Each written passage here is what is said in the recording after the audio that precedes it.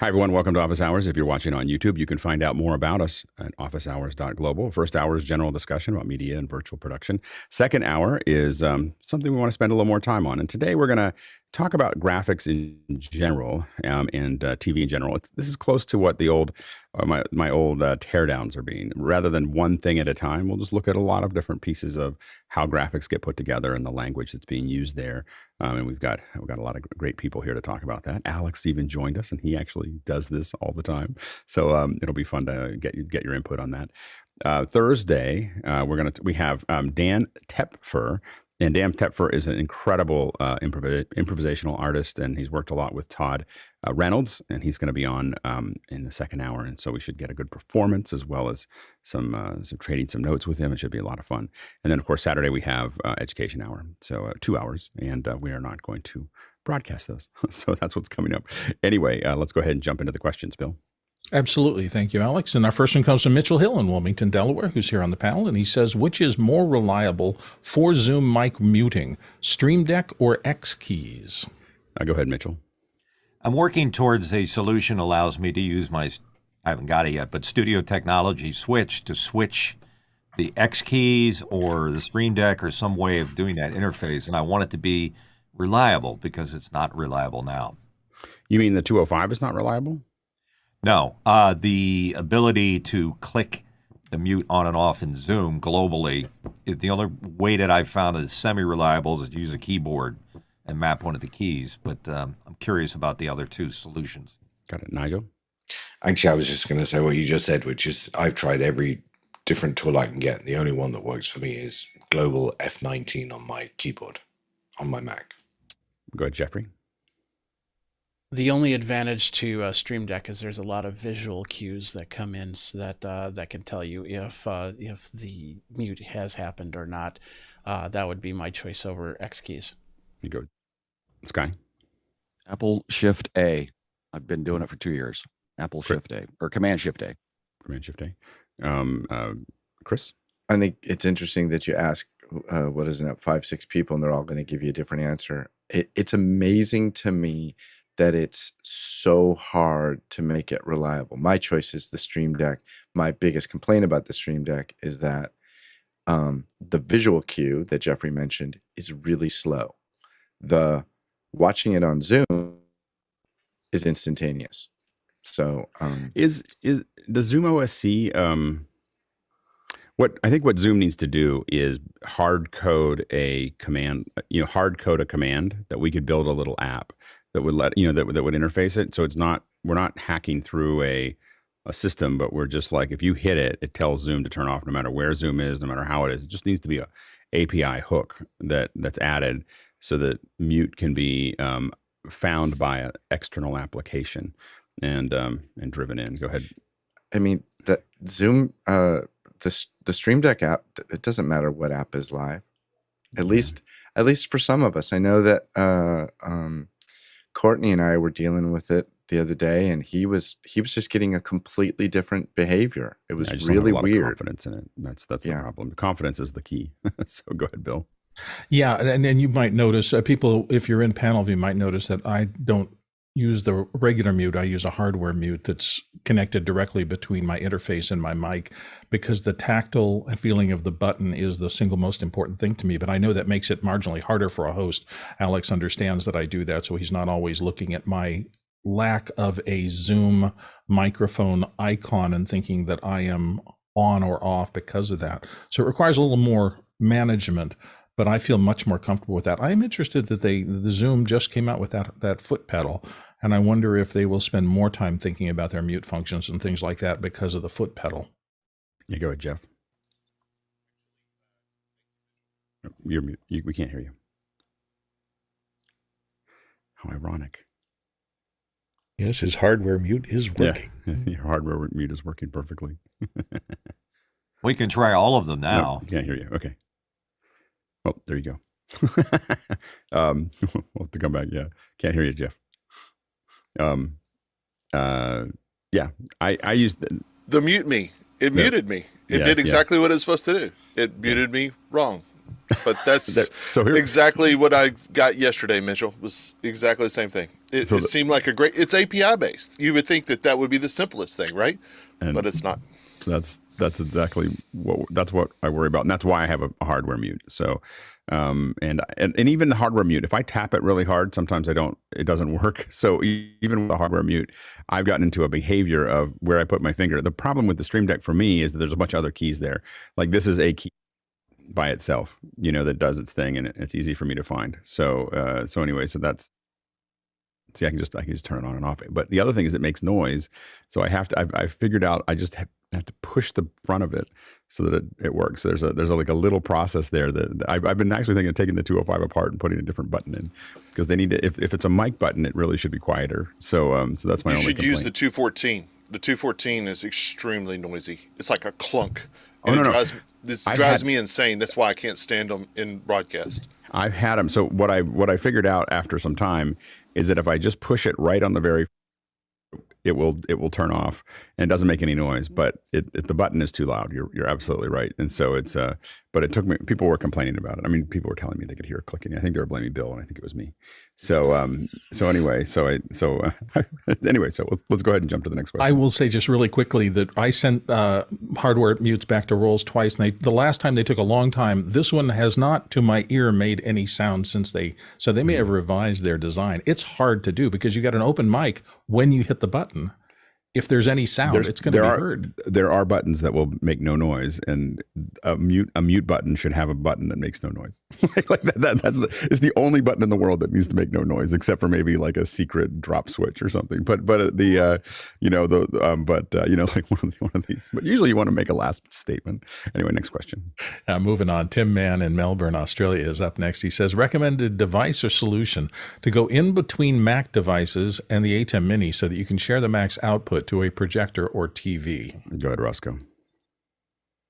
Yeah, I've had good results with the monoprice HDMI splitters. So I have actually an old model. I don't have the current model, but they work. And I wouldn't put your Mac output into input number 1 on an Atem. Yeah, go ahead, Bill. I use on my system a Triplight powered HDMI splitter. It's been really rock solid. So it feeds my teleprompter and it feeds my overhead monitor with the same HDMI signal coming out. It's been rock solid. So next question. Next one coming in from Tim Mann, again in Melbourne, Australia. Does Zoom reduce meeting quality for everyone if one user joins using a mobile device? I think it's our belief that it will go to 720. So it will not reduce it if you're on a 720. If you're on a 720 plan, it'll be just the same. But if you're on a 1080p plan, a mobile device will cause the entire event to convert to 720p. Next question. Next one comes from our own Liberty White in Atlanta, Georgia. And she says, what's a good solve to run vMix on an M1 Mac Mini? Any thoughts about Parallels? And she has a link to Parallels Desktop. Go ahead, Jeff. No, just don't. Yeah, I would concur. It's high performance live solutions through virtualization is not something that I would recommend ever. So go ahead, Courtney. Yeah, almost all those virtual type solutions use a virtual video driver, which uses the CPU and doesn't use any GPU. So vMix would be anything that does a lot of graphics is going to be highly hampered in a virtual box. Go ahead, Jeff. It wasn't so much about the virtual side of it, but it's more so of the incompatibility and the capacity that an M1 has in it. It's a great processor, but it's not a super fast graphics laden machine. It's way simpler just to buy a PC. Yeah, I would agree. Next question. Next one comes from Chris Fenwick, and I get to read it because I'm supposed to skip it if he's gone, but he's not. And he says, Alex, I have a specific masking question in Keynote and would love to show my screen to get assistance. Go ahead, Chris. First of all, let me press my mute on my Stream Deck. So here's the thing. I've been trying to do this for a couple of days, and it's baffled me. I do other things, not just this. But if I take the first question is this too bright for a white? Because I could scale this back in you mean for HDR? Yes, sir. Yeah, I would not use that white. Okay, let's go back down to this one. Yeah, we'd have to. I'm not looking. We're not streaming it right now to HDR. Okay. So. That's not the real question. So the real question is this: I have two circles. One is red and one is black. And And what I want to do is I want to mask off a portion of this, and then I want to link them together so that seemingly my circle is mostly black, but from the 6 o'clock hour to the 9 o'clock hour, it's red. And although I can mask a picture, I cannot mask a shape. So if you go into probably image mask, it's all grayed out. So I want a circle that is black, black, black, black, black, black, black, black, and then right here it turns red and goes red to there.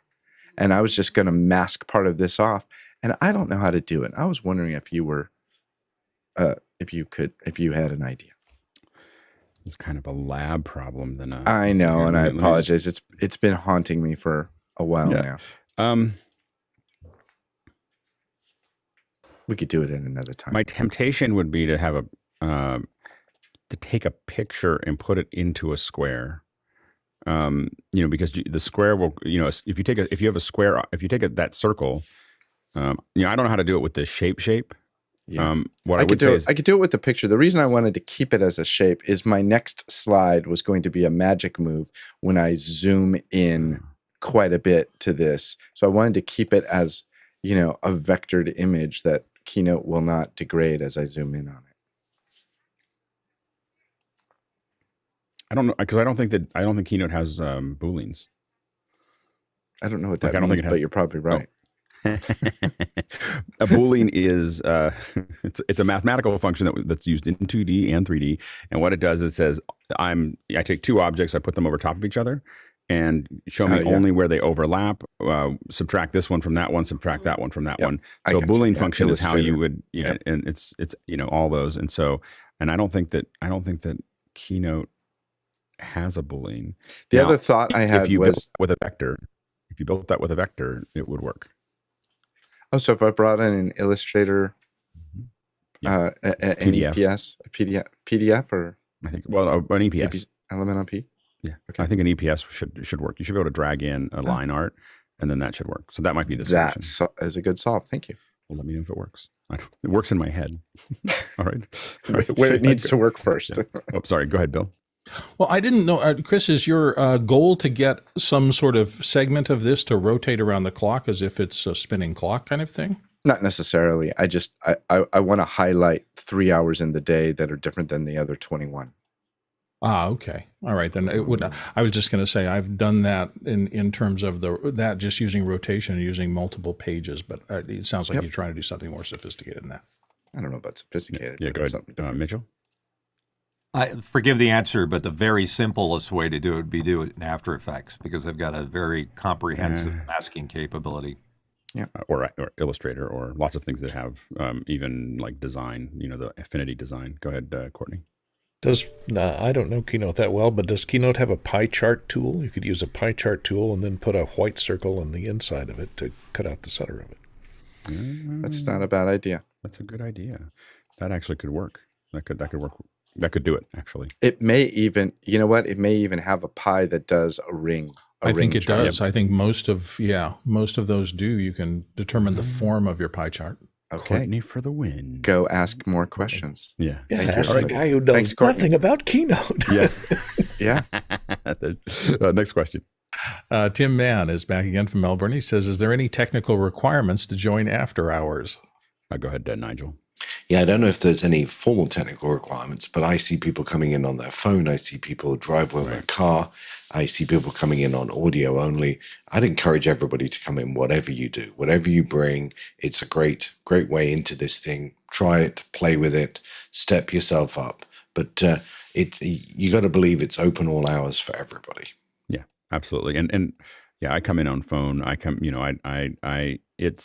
it's really designed as a different space than here. Here we have, we're broadcasting out, but there we prefer you to be conscious of the sound around you, but we're pretty open to it unless you're getting really loud or you have a lot of background noise. Go ahead, Mitchell.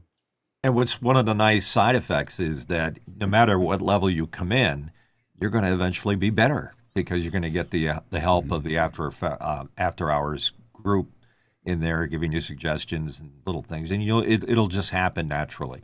And I listen to it like radio.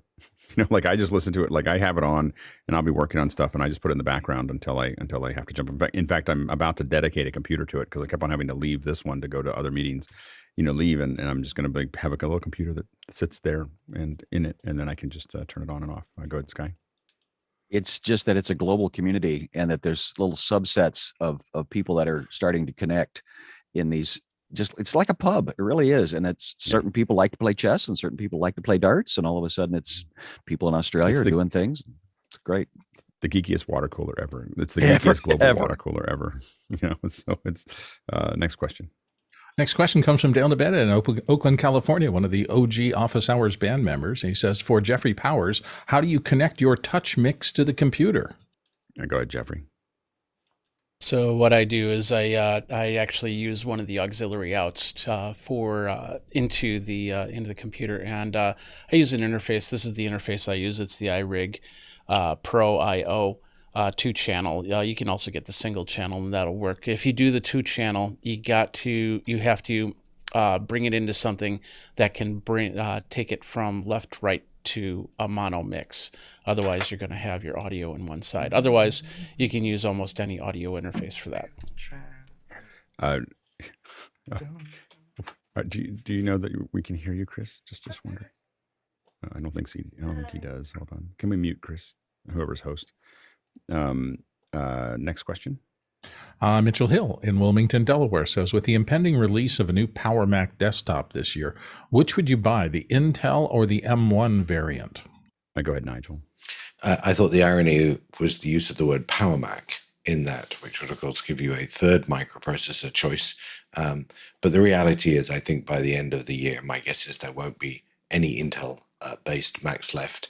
And I have to tell you, I can't think of a workload, a modern workload that would have me go back to an Intel-based Mac. I don't know whether it's going to be a Mac Pro, iMac, or a desktop. I mean, there's so many different rumors, but I can imagine they're going to bang a couple of those M1s or M2s together, and you're going to see something like you've really not seen in a long time. Go ahead, Mitchell. Sorry, that must have been a Freudian slip. I was thinking more in line if those were the two choices, because nobody knows for sure. Would you go Intel or would you go M1 if that was the choice that you had? Yeah. Go ahead, Alex. I think the only reason why you would go for an Intel is if there's a piece of software that is not going to be going over to the Mac, some piece of software that requires Linux or Windows. That's the only reason, and there's they're getting fewer and fewer. So yeah, but I think it's unlikely. It's maybe possible that Apple will have keep on selling one more Intel Mac left over, maybe an older iMac, possibly for education purposes, or maybe the old Intel Big Mac, whatever it's called. I was going to say Power Mac as well. Yeah, I think I'd be surprised just because I don't think that Apple, the Mac isn't enough of a revenue stream to try to be backwards compatible. I mean, they just want to keep moving it forward. Go ahead, Courtney. Yeah, I kind of agree with you. The new Intel processors that just came out this year are very powerful and even are outshining the current M1 Mac Pros. But we don't know what processor the new Mac Pro will do. So I think they're going to stick with their own silicon just for supply line reasons. Yeah, and I think it'll be frighteningly fast. Go ahead, Bill. Well, I just remember seeing the block diagram of the system on a chip thing that the M1 was, and the fact that they integrated all the GPUs, that many GPUs with CPUs and all the I/O and busing into a single thing. It just seems like from a efficiency and a production thing, that's the way of the future. Intel may be doing exactly the same thing, and AMD may be doing exactly the same thing. And I'm sure as the state of the art improves, everybody has to revamp fabs and kind of get in the ball game. But boy, that sure looked like nothing I had ever seen before when they initialized it originally and let the world know what they were doing. Yeah. Jeffrey? I think the biggest problem is what Jeff talked about earlier, and that's the GPU of the chip and being able to put it into that bigger machine. The fact that they're not going to support, or we don't believe that they're going to support GPU processors and processes, then I think that's going to be a big problem. They're going to fight over that for the next couple of years. Yeah, the big thing though is that their graphics processor shares all the RAM that's available. I think that when the new Mac Pro comes out, I think it's going to be hard to find another computer at the same price that has the same performance trim. Like I just think that'll be very difficult to do with a modular system. There'll definitely be handfuls of things that if you throw 4 GPUs at them, and build a $20,000 box, you can go faster. But I don't think you're going to go faster for the same price. I think that's kind of where they're going with it. Next question. Junior Grant is up next from New York, and he says, is there a native Mac app that can control the Behringer Flow 8? Go ahead, Rosco. Flow Mix. You have to download it as an iOS app, but so you have to have an M1. But Flow Mix it's actually Behringer. It's from Behringer. Next question. Andrew, it looks like Chinichi, in Rochester. Chinichi. I'm looking for a way to clean up some poor quality video, a VHS recording. Is AI software the best way to go? And if so, does anybody have any recommendations? All right, go ahead, Rosco. Well, actually, before you get to the AI software, which I don't really have a recommendation for because I come in through DV the old way, make sure you play it back on a Panasonic AG 1980, which has a built-in time-based corrector because it will stabilize that picture a lot before you get it into the digital realm. That's a great tip. Bill? Yeah, the time-based corrector is critical. Also, you're going to want a lot of head cleaning supplies around because these VHS tapes are very old, which means even the first time you play it, that helical scan will be picking up a lot of gunk. And so the best practice is to get everything set up as perfectly as you can, try it on other tapes, and when the target tape that you really want, the hero, you need to get it off of there, play it through once and hope the heads don't get clogged along the way. If they do, stop immediately, clean them, and try to capture in blocks because all those tapes are getting really old and the oxide's giving problems to people trying to get stuff off of them. Yeah, go ahead, Sky. Well, again, you may want to just hand it over to somebody that does this for a living because they've got the equipment and the technology to be able to go in and touch up, bring the contrast out, clean up the colors, take the saturation issues. But again, in cleaning up poor quality video, I guess I need more definition of what that is because sometimes that's the authenticness of a thing. You may want to keep it. Yep. Go ahead, Mitchell. Yeah, add to what Bill just said. You may only get one play, so make sure you're recording when you're rolling it. Yeah, I'd be very, very careful about if you've already got it and you've already played it, so that's not. But the other thing that I've done to fix things in the past, and it's been years since I've really had to do a lot of surgery on a VHS or a bad video, is a plugin called Neat Video on Final Cut. And I've done a lot of noise reduction and a couple other things and a couple other fixes. It's really slow. like it took, I think 1 hour took like 6 or 7 hours to render, but it took a very grainy image that I had and completely rebuilt it in a way that I didn't think was possible. So it's an interesting plugin for the Final Cut. Next question. Mitchell Hill in Wilmington, Delaware says, if you had to build the fastest hard drive for your Mac video editing, which would you use, SSD or NVMe? Go ahead, Jeffrey. NVMe, hands down, 25% or 25 times faster than SSD.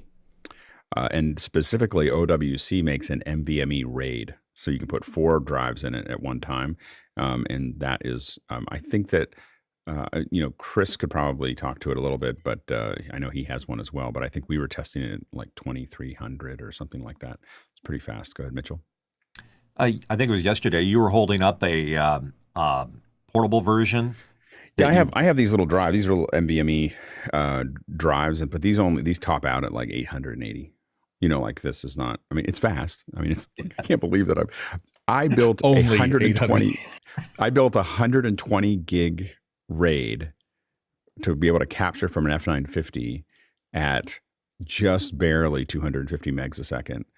And that was in whatever 2004, I think, or something like that, 2000, 3000. So the fact that I have this little thing in here that RAID cost me like $2,000 to build from scratch. We bought 2 X RAIDs for our cameras later just to do the same thing. And this little guy is a couple $100, and it does 880 megs a second, which is enough for like 5:1 8K 120 on a Blackmagic camera, which is why I bought it. Or why Do you really need a RAID anymore? Yeah, because this isn't fast enough to capture I want 8K 120 at 3:1, and I need a RAID to capture it from it. So the next rig I'm building is actually going to hold that little OWC on the cage on the 12K, and so that I can pull it at a lower compression rate at 120 frames a second, 8K. And so it's so that's yeah, you still need a RAID, especially if, and then when you get that footage, if you're going to work with it in Resolve, you need to be able to get to it that fast as well. Go ahead, Jeffrey. Yeah, with the RAID, if you have any problems with your recording when one of the drives dies, then you can have it rebuilt easily. Mm-hmm. So one other thing about NVMe is it's more secure than an SSD. Next question.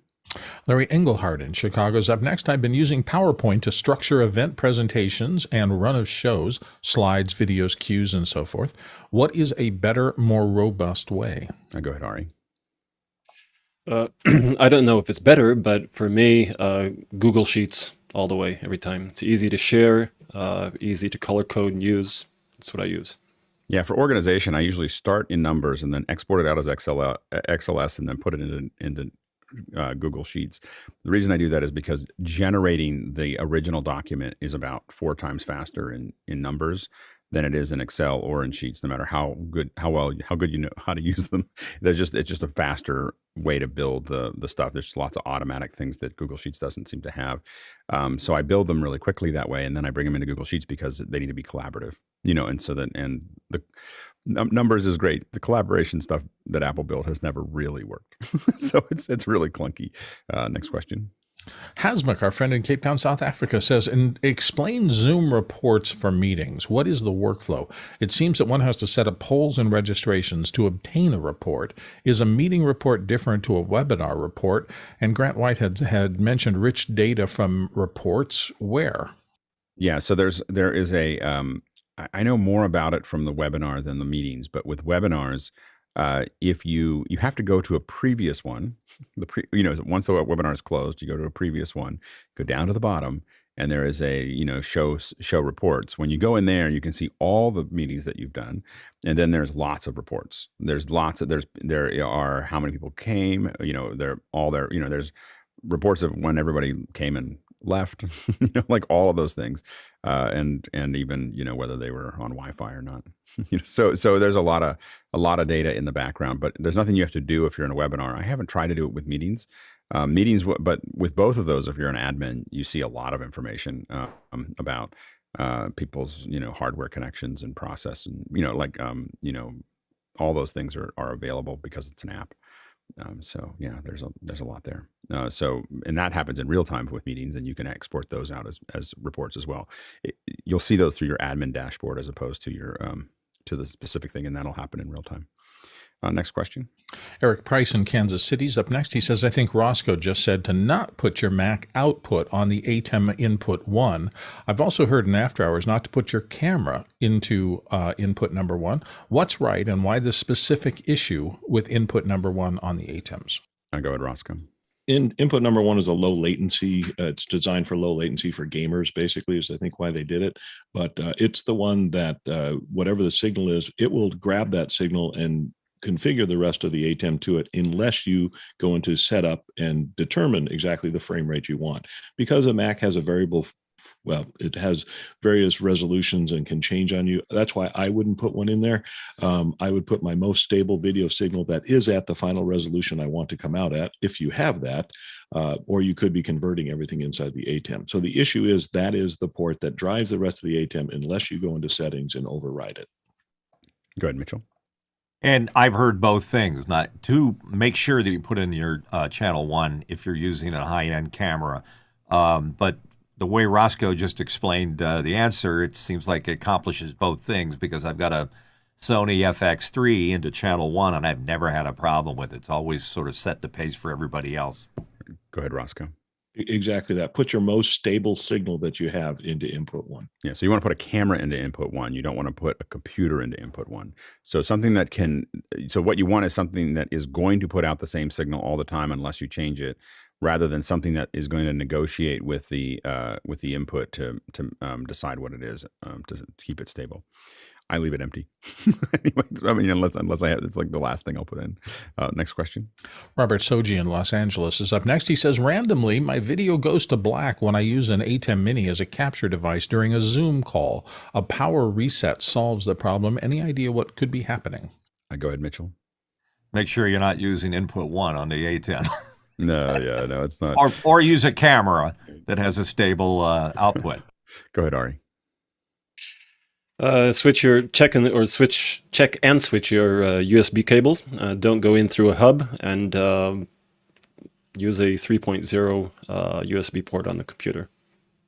So I use all of those things, and I still have it drop out about once a week randomly. There's some time where it just, it's directly connected with a high quality cable, and it works. And sometimes it was working for a while, for weeks. And then it started doing it again, where I thump out about once a week somewhere, and it can be either BlueJeans or Zoom. It's not.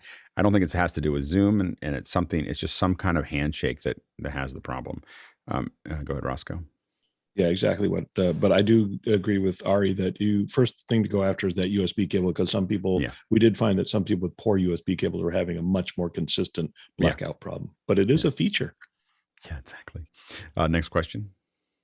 Next question from Paul Wallace. Oh, this is interesting. It's so long that it's gone entirely off my screen. I'm going to read it from the question if I can figure out a way to I can't even get rid of it. Ooh, okay. So it has to do you agree with these rankings for the best filmmaking cities? MovieMaker magazine's best places to live and work as a movie maker in 2022.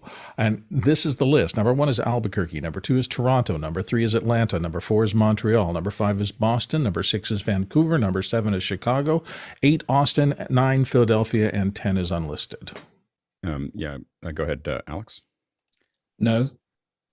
Sorry, maybe a slightly more positive way of putting it. It really depends on what you're talking about. The thing about movie making is you've got to get past gatekeepers. Obviously, it helps if you're white, male, straight, middle class, then effectively you're privileged already in these various aspects. But it's a trade-off between the expense of the town and the access, because access still matters. But I don't know about this list. But I don't know if I would find it unlikely that they're going to be able to provide an accurate list that actually makes sense. Maybe when it comes to getting together with other filmmakers, so you could do a few things together before you make your big connections and prove what you can do. Yeah, and go ahead, Mitchell. I agree with Alex. I think that there are too many variables involved in making these decisions. The first thing that jumps out at me is looking down there and seeing Philadelphia at number 9. As much as I love Philadelphia as my neighbor, Pittsburgh is a much more popular town for doing video and film. So I already suspect the list just based on that. And when was that? Because Pittsburgh, I mean, Pittsburgh was a really big town, but it died. Right now, off. Right as we speak. So it's built itself back up again, because Pittsburgh was the number one place outside of Los Angeles to shoot a film in 1992. Like it was literally, it was because the lighting, the gaffers were ununionized, were non-union, and so the New York Union came in, and at first there was a big fight. Pittsburgh is a little rough place to do that, so they came in to organize and came outside and found their cars upside down, it's true. I mean, like you just said, it was gone. Like as soon as they unionized, it was gone. Like there was nothing in 1993. Like it was the fact that they're farther away from New York has always helped them. Philadelphia has to deal with the New York unions. Yeah, but that was the thing that killed. I mean, I only know because I was in Pittsburgh at the time, and there was a lot of people that were really bitter, that happened. So, anyways, Guy. So quality of life is the question here. It's hot in Albuquerque. It's cold in Toronto. So if that's your issue, but again, back to follow the money. I know producers that will film in these areas because they get paid by the city or by the state to bring their product to that.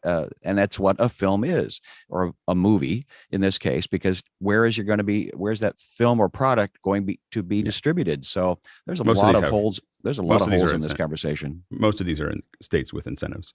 I mean, that's what you're seeing here. Cities within states that have incentives. Yeah, and that's where Atlanta. A lot of friends of mine from Burbank moved to Atlanta because that's where they could get paid. And now the quality of life is the different question there.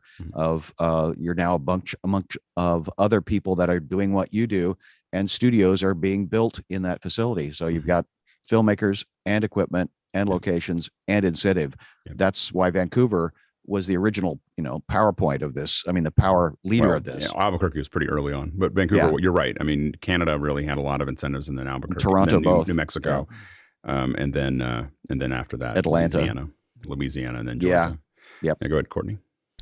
Yeah, I agree. You've been saying most of the salient points there, Sky and Alex. Yeah, it has to do with incentives. Also, it depends on whether you're a film worker or a film producer, because the producer reaps the benefits of the incentives, and the workers only reap the benefits of the locale and the cheapness of living, if you're going to be living in that locale, and also the popularity of the work. So the higher the incentive, the more work there is, so the more chance there is of you getting work if you're a worker. And almost all of those are non-union towns, of course. If you're dealing with the Toronto and Vancouver areas, you have to deal with work permits if you're coming from the United States to work on films in those locations. If you're not a resident of Canada, it can be difficult to procure a work permit to work for a length of time. So that's a consideration as well. Yeah, go ahead, Bill. Yeah, I'm just trying to wrap my head around what best means in this circumstance, because I think everybody's made really good points here. But if I need equipment, I'm looking at New York or Los Angeles, because there's going to be exponentially larger communities of people who make their living in the associated arts in those places than there will be in others. In most of the cities that have been around for a while with incentives, the infrastructure is pretty good. Like and there's actually less competition for that infrastructure sometimes. And so I think most of the cities on this, again, are sitting inside of places with incentives, and with those incentives came huge infrastructure. Like it's not, and the reality is most of the people working there are union, because they are the film companies themselves are signatories, and so so you're getting your union pay. Now, my brother works in many of these cities. My brother, we'd probably bring him on and ask him which city is the best one, because he's worked in almost all of these in the last 2 years as a Steadicam operator, and he's in Local 600. So he's so I think that the infrastructure is pretty built up at this point in those areas, and there's less competition for talent. So the problem with LA and New York is it's really saturated with people who do this, and less saturated in these other cities. Go ahead, Courtney, and then we'll move on. Yeah, one thing you did mention, Alex, is union. All those cities do have union, can shoot union films in them. However, other than if you're not in 700 or 600, in other words, the Cinematographers Guild, the Editors Guild, or the Art Directors Guild, you operate under a completely different contract, which is the Area Standards Agreement, which is about 30 to 40% less than the basic agreement, which operates out of Hollywood. There you go. Next question. Interesting. Stefan Fischer in Würzburg, Germany is up next. He says, what voice translation services for post-production, subtitles specifically, can you recommend? What to consider when choosing a service? Yeah, go ahead, Bill. Our friends at Simon Says, Mike Matzdorf is an old friend of mine, and he was he doesn't run it. It's, I think, offshore, but he recommended it, and I've used it for all of my Mac work, and it's seamlessly integrated and has as good a record of accuracy as any other, which means, when you send something off, when you upload an audio file and tell them to translate it, you get somewhere in the high 90s. But that means that probably out of every 100 words spoken, there may be a problem. There's also little tenses and things like that. So no matter which translation service you're using, unless there are people behind it who are doing a double proofreading or a triple proofreading, you're going to have to proof your own stuff. Nothing automated is going to catch everything. So if you want clean scripts, human eyes are going to have to be on it eventually. But boy, these get you a long way toward it. For subtitles, I really like Simon Says. For translation, we use Simon Says a lot. So what we do is we bring it into Simon Says. We get the other languages, we put them in. They're working copies only, because they're actually pretty inaccurate. So we get a lot of complaints. Like if we send it to somebody who speaks French or Spanish, and they'll be like, "What happened here?" And they'll be upset about it because of and that's just because Google Translate is not a particularly great thing to go from one, and it's really hard to make that happen. my recommendations here, rather than a specific company, number one is the countries that happen to be really good, have a high density of translators. The cities specifically are Geneva, New York, and Washington, D.C., because there's a high concentration, in Brussels, because there's a high concentration of translation services that are necessary. So those are the 4 cities that you want to pick someone out of generally, unless you're going for something very specific like Germany or the other thing to think about is you want to have somebody translate it, whoever that service is. And then you want someone who technically knows exactly what's heard, and most importantly, you want to try to get somebody from your whoever you're doing this for, your client. You want someone in their organization to approve it, so that they say, okay, that's exactly what they were saying, and assume that there's going to be 2 or 3 rounds of revisions, and no one will be happy. Like no one will ever think that it's right, but you will get much closer with that set of rounds. Give yourself time to do good translations, or they will not come out well. And you can definitely do it live. Google will do it live on Bing, or not Bing. The Bing translator will do it live on Teams. But the other thing we do is we kind of harden, if we're doing live translation, we kind of have to harden our clients to, hey, they're not going to get it right every time. Like you just have to understand you are going to get complaints. People sitting in something are going to text you that says this is totally wrong. For them, it's wrong. But it's a tricky business, I will say. And just as a side, translation, in which you used here, which is correct. Just as we talk about this, translation is text, interpretation is people talking. So it's when you're not doing it in real time, it's translation. When you're doing it in real time, it's interpretation. Next question. Next one is Garrick Parmalee in Columbia, Missouri, and he says, anyone have experience using Splashtop remote access software? I use Jumpdesk for remote video editing currently, but the office now has this solution available. Go ahead, Jeff. Actually, our buddy Doug here is very deep into Splashtop. I've used it with him on his machine several times, and it works fairly well. I'm really deep already with a high investment in TeamViewer, so that's my go-to for right now. But for editing purposes, Parsec is still a really low-cost option, and the video feedback from it is much better than anything else I've seen. Splashtop's close, but Parsec still, video quality-wise, is still the top. Next question. Jack B. in Phoenix, Arizona says, what's the link for Mitchell Hill's new Atem stand? Go ahead, Mitchell. It's the, pardon me? What do you have? It's the very, very nice Aaron Pericki designed stand. It works really quite well, and I purchased it through the DV store from our friend Guy.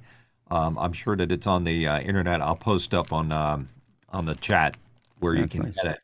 But I highly recommend it. If for any other reason, it just, not that this is a review of it, but it lifts it off the table, which makes it a much more ergonomic position. And I think it's actually ventilating better than it did before. The only thing that Jeff and I were discussing earlier is, wouldn't it be nice if it had some kind of capture method in here to capture and hold our HDMI cables a little better than they are? Yeah. Next question. Next one comes from Douglas Carmichael, and Douglas says, I once saw a concert rider that required an oxygen tank and mask located near the drummer. Why could that be required? Go ahead, Courtney. Maybe the drummer has COPD or asthma, and that's a very strenuous job, and you use a lot of oxygen. So maybe that's the case. The other reason is, a lot of times, and people don't think about this, a lot of times they use stage effects, which include liquid nitrogen, which puts the fog out on the stage. And the drummer is using a lot of air, and if the nitrogen displaces oxygen, you can run out of air and pass out if they're using dry ice or carbon dioxide or liquid nitrogen to create fog on the stage. Go ahead, Mitchell. That's the practical reason for riders. Mine is the impractical. Riders have been around for a while, and even since Frank Sinatra days, weird things on the rider list are there, and they make no sense at all, like colored, only specific colors of M&Ms or bottles of their favorite beverage, or other people there to enhance the backstage experience. That's as far as I'm going to go. All I can say is artists take it very seriously. They put things in that they want, and writers are often artists. We used to roll our eyes, like when I was working at Sony, about these riders that would come through, and it wasn't until I really worked with a lot of artists that were on tour that I really got that after 50 cities, day after day after day, you just want it the way you want it. Like you just want, like you want everything, like you're tired, you're hungover, it's grueling, and you just want to be specific so that you can just have the thing the way you want to have it. And I get it now, but it took me a little while to understand, the rider thing, because it was just really, and we've had bands really throw some. Nirvana, I think they burned a green room down in Pittsburgh. I might have been somewhere nearby, and anyway, so over the rider, not fulfilling the rider. Go ahead, Jeffrey. There might be an actual medical reason for that. I worked with a drummer that every now and then he played so hard that every now and then we had to stop at breaks and actually give him, because he was diabetic, so he had to give him an insulin shot. Yeah. So it's very possible somebody might have a asthmatic issue or COPD or something like that, where they would need that oxygen on stage. So it's not impossible that I can say might be a medical issue. With smoke generators, when we've done stuff that we're moving around a lot and we've got a ton of haze, it does get harder to breathe. I could totally see what Courtney was talking about, of you just, as a drummer moving hard, you need to get some oxygen at times, because it really fills things up, especially because you're in the back where it all culminates, rather than in the front where it's blowing past. So it's, and when I wear my watch, I'll blow through 20,000 steps in a gig, and I'm not the most prolific drummer. I'm not waving my arms as much as like a Chad Smith or something like that. Right. So it's very physical. So yeah, you could walk off the stage completely out of breath. Yeah, go ahead, Bill. I've also heard that sometimes riders are just used as a canary in a coal mine. Basically, if you specify that you want diet squirt in your dressing room stuff, you can walk in and look at that bowl and say, are they there or not? If they're there, they read the rider and paid attention to it. If they're not there, they didn't. And there may be other things you need to look for to make sure that are more critical that they took care of. Yeah. Next question. Craig Kadoki in Toronto is up next. He says, yesterday, Genelec launched aural ID plugins, allowing users to create a customized HRTF to aid headphone monitoring. Surely it's not a replacement to listening in a real room, but who might try it? I think anybody trying to, they have to do it over. So where that might be useful is you're you're traveling, you're in a hotel room, you just have to get a mix close, but you can't do the final mix until you're in a room, for if you're doing surround, I assume, or if you're really listening to it. Those rooms are really important. And the larger the room, we really learned a lot about that. The larger the room, the more definition, the more resolution. It's like having a larger image in a lot of ways. The more definition that you have of where you're putting things and so on and so forth, especially as you're doing it in surround. So those are, I do think that they probably make sense for someone who's kind of trying to just hack something together and don't want to hear it in only headphones, because if you mix for only headphones, it really does sound good for headphones and not good in the room. So it's definitely something to consider. Next question.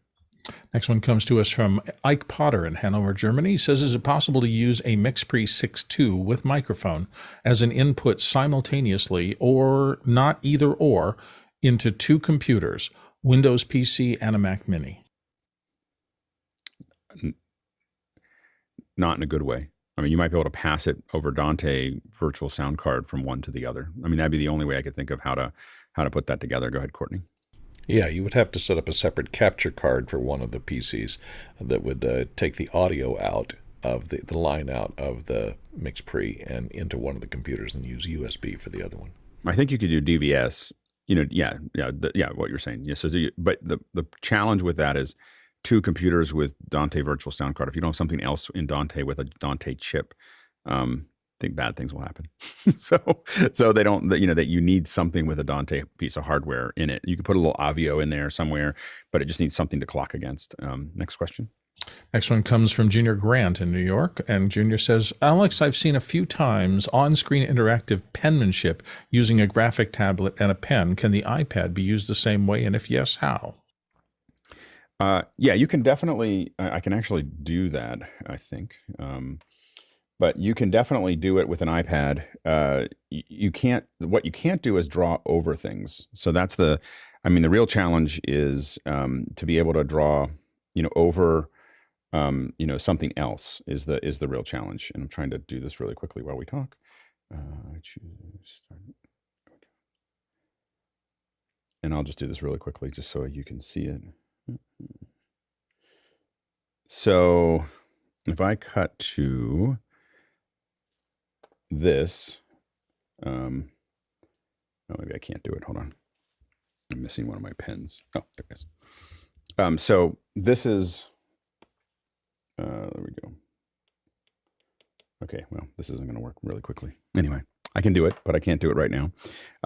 You can draw on it. You can even set a key for it. But the problem really is not being able to see what you're drawing on. So when I do this, I'm actually drawing. I can see what I'm drawing on here. But that's all you're giving up. You can definitely draw on an iPad and have it keyed over even in the same way. I was going to try to do that for you right now, but I'm not going to do it that quickly. But you can have that effect. You just can't have it where you can see what you're drawing unless you have a Wacom tablet and a Mac Mini, or you can use a Raspberry Pi. I mean, some folks here built it on Raspberry Pis and Windows draw. You just have a drawing app, but you have to have a video, be able to layer a video underneath what you're drawing on. That's the tricky part, and that's what we use. And what I do is I've talked about this a lot. I use a Wacom tablet. So the Wacom tablet gets video from the switcher, which is program, and it sends its USB control to the computer, and then you have kind of the full circle. Next question.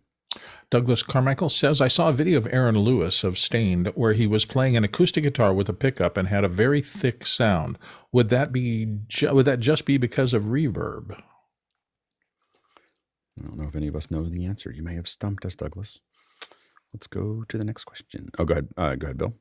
Yeah, well, I was just going to mention, I have a friend who's a touring tech for a piano tech for major acts, and he disabused me of the fact that what happens on stage or even into a camera is entirely what you think they're using. In fact, they take baby grand pianos and gut them and put synthesizers in them because you can't keep a real piano in tune when it's moving around on tour, and those samples in there are good enough now. My point is that literally when you plug an acoustic guitar with a pickup into a cable, that cable can be running into any sort of real-time processor on the planet. And so in terms of doubling or chorusing or adding harmonics and stuff like that, it's super simple to do that once you have a digital signal out of the analog instrument and into any kind of outboard rack. So it doesn't surprise me they were able to make it sound like what they wanted to. Go ahead, Courtney. Yeah, this doesn't have to do with an acoustic guitar, but maybe it could be done with dual pickups. I saw a documentary on the guy was interviewing the lead guitarist on Queen, and he said to get his fat sound, he had two of the pickups on his guitar wired together out of phase, so it would give him a really strong, gutsy sound. He would mix that with a third pickup, and it would give him a much stronger sound. So maybe they're doing something like that. Next question. Next one comes from Douglas Carmichael again. If you're using electronic drums, wouldn't there be a risk of damaging the sensor or pad with hard hits? I go ahead, Jeffrey. Well, it's always a possibility, but basically what happens is you have the little piezo sensor that's inside the drum, and I'm going to show you this really quick. This is a drum that I've actually made. So the piezo sensor is actually in center. There's a cone, a foam cone that's sitting right in the center right here that will take the sensitivity of the head and transfer it through that into the piezo. Underneath in the piezo, there's also a small little piece of aluminum that I've put in, so it kind of amplifies from there. And then this is also a dual zone drum, so there's another piezo that's sitting on the edge right there. So if I hit the rim, I'm able to get that secondary sound if it's a dual zone type drum. But for the most part, yeah, you try to want to avoid the middle right here where the cone is, because the cone will break down eventually and die. But the piezo sensor will not get crushed from that unless you're really tightening the head into the cone, into the piezo. There you go. Now we're going to go ahead and change subjects and talk about computer graphics, or not computer graphics, but motion graphics inside of broadcast. Rather than trying to pick one specifically, I thought we would look at a couple different examples. Let's go ahead and jump into the questions to start with, and then we'll jump into a handful of examples and kind of walk through them and talk about them a little bit as a group. Absolutely. First one comes from Douglas Carmichael, and he says, whoops, that's not it. So let's move over to here. And are there low-cost open source solutions for data-driven graphics? Yeah, the graphics that we're using actually for this are are inexpensive and data-driven. This is, and someone's going to have to remind me of the initials, and I apologize to Tuomo. I cannot remember that. It's SPXGC. SPXGC. Sorry. The problem is that it's too close to something, PXC, which was something I used forever, and SPX is, I just cannot separate that out. I don't know if everybody has that problem or just me, but I literally can't keep those letters in my head. So anyway, SPX is a great one to look at for that because it is data driven. You can attach all kinds of data going into it. We're using it and we're really happy with it, even though I have a hard time with the initials. Anyway, so it's a great one that you can drive graphics into, and it's free. Go ahead, Jeff. Casper CG is another relatively free, but it's a hard lift. It's a really hard SPX lift. talks to Casper, so that's the whole thing. Is SPX can drive Casper? That's what we're Casper doing. is the graphics engine that is actually creating the graphics, right? And SPX is just sending the data through HTML. Exactly. Yeah. Exactly. And so that's how all the graphics you're seeing in 2.0 that's up here. That's SPX going out of Casper into it, so the little lower thirds and so on and so forth. Go ahead, John. So we're using Tuomo as part of the the Office Hour Space team, and we've got live telemetry from the rocket down to Tuomo. It's parsed out, and then we're using Isadora to parse out the data and then feed that into SPX, and then SPX into the graphics live. Yeah, and so I think that I think we're finding that it's a really good solution. I will admit I was very slow to the Casper thing, so I was very like just dipping towards it for years. I've looked at it, and it was and I think that Tuomo turned me towards that that it could be useful. And again, we have it installed on a couple machines, and it's been working really well. Next question. Stefan Fischer, Würzburg, Germany, is up next. He says, creating a lower third with Keynote and exporting it as a movie is the start. How do we continue from there? Play it from a Hyperdeck or a playout B, and how to trigger the lower third to move out again? Is it one piece of a movie or a second one? Go ahead, Ari. I'll speak in a general sense, not specifically about the Hyperdeck or Playout B part or even the movie part of it, and say that, first of all, graphics is inherently tied to workflow. And workflow is about, workflow and also the hardware and software that you have at your disposal, and also your personal preference and whatnot. Are you using a software solution, a software switcher to have to do the graphics, or are you using, for example, a downstream key on the Atem? An Atem. I'm guessing he's got a Atem because he's talking about Hyperdecks. Yeah, so I took the question to be also in the general sense. So maybe this is not answering the question, but I'll just say that OBS, native OBS is one thing. You could use SPXGC. H2R graphics. Those are some of the additional ways to do it. And if it was a very specific question about that, then I apologize. Go ahead, Bill.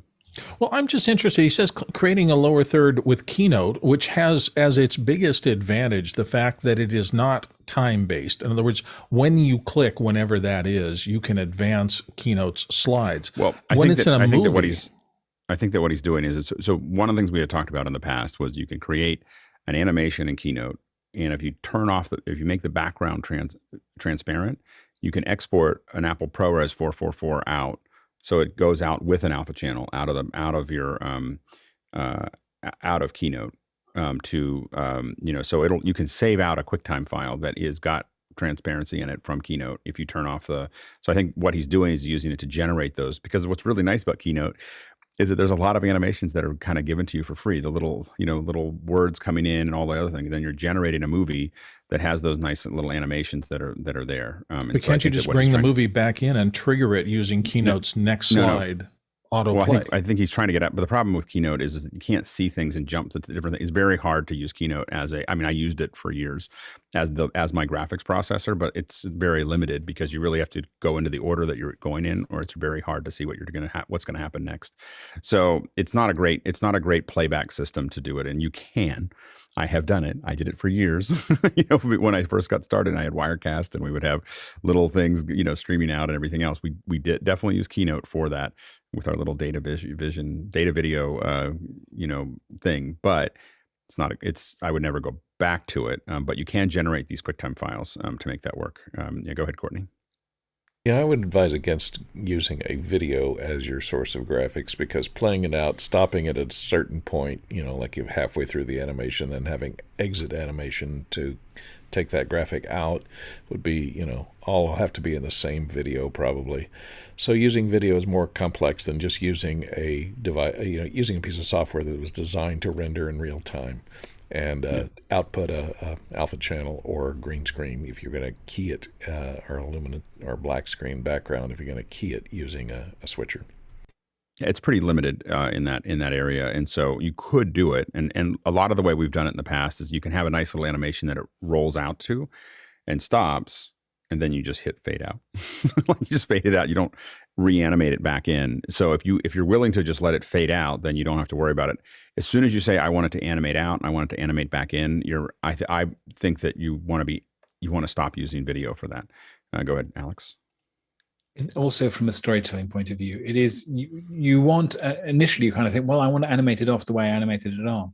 But the catch is usually you don't want people to even notice it's going off. So you actually want to do something that's pretty subtle, because you only want people to notice it's there so they can read it if they want. But you don't want to say, make a point of the fact that now this is moving off. People are thinking, do you want people to think that means something, that now we're not showing their name anymore or some other piece of information? So weirdly enough, moving stuff off has to be done subtly anyway. So a fade or a cut is actually quite a good idea. And that's what we've done a lot of is we roll it out again to exactly your point. We want you to look at it when it comes in and tell you that it's there, and then we just go, okay, we're gonna just disappear. Go ahead, Rosco. We kind of use a Mac Mini like the old Chiron generator, and we actually just take the HDMI out the back, but you can only do it over black or green. You can't get any alpha out that way. Yeah. And other things you can do if you really want to go down this path is there's programs like Presenter Pro and Memo Live that will, if you're on a Mac, will play those out and stack one to the other, and it will look seamless. But it's with an alpha channel. But it is you start doing a lot of extra work for what you're doing. Next question. Mitchell Hill, Wilmington, Delaware, up next. Is there a reason to use only specific programs to create animations? Go ahead, Mitchell. One of the things that I do the most, and frankly the best, is motion graphics. And I've got a huge amount of time invested in using After Effects. I won't say I've been said no, but I've been discouraged from using After Effects to generate graphics for Office Hours 2.0. So it's a little bit frustrating because for me to go into and learn other programs and get into them, and I'm not going to be near as proficient as I am using After Effects. I guess this is a little bit of a complaint, but at the same time, I'm just saying I want to be expensive. like just be clear. Like that's why we don't use it. It's too expensive. Like that, it's for what we need it for motion graphics. I'm too expensive, or no. After Effects. Like if you build an After Effects file, it means that every person that touches it has to have After Effects. And that means that they all have to pay this stupid subscription price. That is the cost of the entire the cost of the subscription required to get After Effects. You can buy motion once, and then you have it. And you'll never pay an upgrade, and you'll never do anything else. And that's just so that it's a very practical reason that we don't use After Effects for motion graphics, and that's because of the subscription. I can't have all the graphics in the future be dependent on a subscription to After Effects. That's why we're not using it. So we used to use After Effects a lot because Adobe for Pixel Core sent us 50 copies, like to make sure that we stayed on what they were doing. But we don't have that, and so as a result, we're not leaning towards that. So, and we haven't had support from Adobe for a long time. Go ahead, Alex. The thing about monocultures is they're fantastic for the fact that everyone knows what they're supposed to learn. Everyone knows what they're supposed to brief other people in when it comes to design. Everyone knows what they're supposed to hire people in, and they know what people to hire to do the work. And everyone knows how to assess, say, do you know After Effects, or do you know Pro Tools, or do you know Media Composer? Effectively, these are useful in lots of aspects in terms of the right tool to use in each of those worlds. So the answer is, if we're talking in general about doing this for events or doing this for online stuff, After Effects is perfectly fine. But you kind of have to treat it, and I'm sure you, Mitchell, know in terms of the fact that what it's really great at and also what it's less good at. When it comes to the fact that every single person who does broadcast design is used to briefing you in terms of an After Effects file or an Illustrator file, and they work very well together. So After Effects is good for that. But the problem is, to some extent, After Effects is about implementing an idea you already have. It's not necessarily a place for exploring your ideas because there's not as much room for play, because you can't actually as easily or as in the terms of a feedback creativity sort of loop, keep on playing with something while it's actually running, because After Effects was not really designed to do that. It's much more, you have a plan and you know After Effects well enough, and then you can implement it.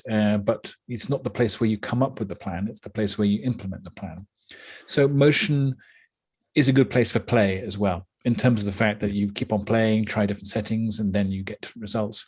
So I would never say to someone who uses After Effects, you should replace After Effects with motion. I would say use motion for your pasteboard, for your place of play, for doing things that you don't really want to mess around and doing certain things in terms of having lots of different things interacting all at once and animating in a realistic way compared with each other in After Effects, because you move from creativity mode into coding mode, and then you have to start coding stuff inside After Effects. But After Effects, you can code anything in After Effects, but if you're in the state of mind of implementing an idea as opposed to playing with an idea. So motion is great for the play stage, and also from the point of integration with Final Cut Pro, or for producing, giving motion graphics to people who don't want to or don't like the idea of working with motion graphics or using lots of different settings. You can actually give something to someone in Final Cut Pro with just the settings you think they might need, which also, of course, applies to After Effects for Premiere users. So there are times when people on your team want to do the graphics on the show, but they don't necessarily want to do the creative decisions about graphics on the show. So if you design a good MOGUT in After Effects for people who are creating hours of videos inside Premiere, then After Effects is good. So that's my opinion on those two. Of course, as I know motion, that's my hammer. So what I see everywhere is a nail, which is a motion-shaped nail. So that's my answer. Yeah, go ahead, Jeff, and then we'll move on to looking at some graphics because we'll go from there. Go ahead, Jeff. Sure. I guess clarification on graphics in what show it's on too, or when you say show graphics, are we talking presentation? Are we talking online? Are we talking, for my world, in sports? I mean, I would get laughed out of a truck if I said, "Oh, just use motion." And same thing with After Effects, for that matter too. We'll use After Effects to create the motion, create the graphic that's the rendered out file, but I'm going to use a Chiron. I'm going to use a VizRT. I'm going to use even CharacterWorks for that to play it out and build a lot more of the animation and controls in it. So, I mean, we're hitting a really broad swipe here. It's a broad swipe of how we're using it, because a lot of us use it in a lot of different ways. So live, there's live versus, because definitely what Jeff's talking about is live, and we are going to show some of that. That's all we're going to show right now is live and talk about it. But really, from a design perspective, let's go ahead and take a look at some of this stuff. Let me cut to this. So this is I'm just going to play a little of this. Now, one of the things you'll notice is this is exactly what Alex was talking about here.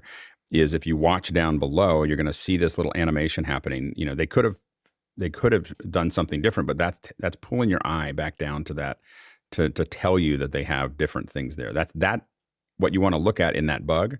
That's an ad, like that's an ad for ABC's content. So if you watch this again, you'll see this. See how it's moving there. So it's telling you that they do all of these things. you'll also see that, I don't know if, and Alex, you can kind of jump in, or anybody can jump in as we talk through this for the next 15 minutes or so, and then we'll go back to the questions. But go ahead and just interrupt me as we're going through this if you see anything you want to talk about here. One of the things you see a lot of is this is a lot of times protecting for I don't know if this will protect. I think it will for 4x3. So a lot of times you'll see these gaps, over here and over here, and that's because they're still, the design is still protecting for the center of the screen there. I kind of like these. These kinds of things. I do find it interesting. I mean, I think that it's important, but this is, and I'm not as much of a fan as I used to be of these kind of unclean, these are just, we added graphics for no reason. Like there's some, these little extra, errata that happen here.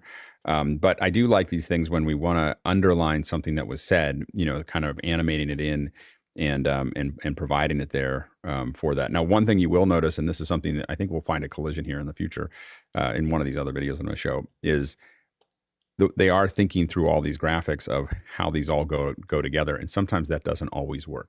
So you have to really think about your entire graphics pipeline, when you're actually working through it there. That's actually a good example, Alex, of exactly what you just said, because at the very bottom, there's space there for, I guess, the lower third to ID the commentator. And then on the far right, next to the bug that's there, there's still room to put the ABC logo there. The question you can is, see it's even fading underneath it. Yeah, the question is, how much space are they supposed to take up nowadays? It seems like it's starting to really take over the whole image.